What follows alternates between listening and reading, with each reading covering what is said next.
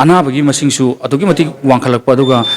इगी दरकार लेबा अनाबने हेना मसिंगसि यामखलकपा आइगी मिंग Nongthombam Thoithoiba president nationalist collective Manipur असि कोइना पांथोकचरिबा ब्लड डोनेशन कैम्प असि ऑर्गेनाइजेशन असिगी इहान हानबा ब्लड डोनेशन कैम्प नि अखोय पिजरी मफम असि जेनिम्स की ब्लड बैंक खुसमनरगा हाइबा ईपीबी की थोरम असि अखोय पांथोकचबनी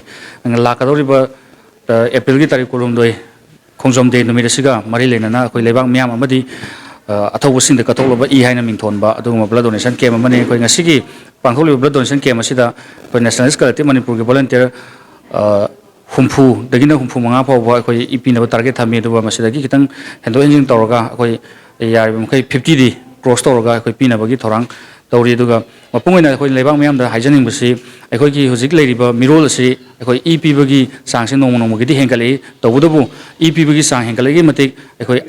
अनाबगी मसिंगसु अदुगी मतिक वांखलकपा अदुगा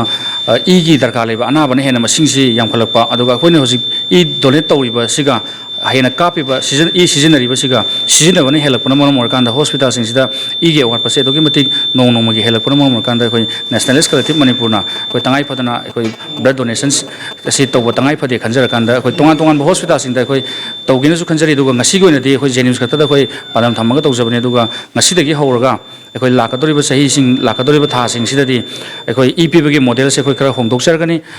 अखोयगी तंगाई फदबा नीड बेसिस तोइना अखोय नीड बेसिस तसु अखोय पीगनी अदुगा सुमाइना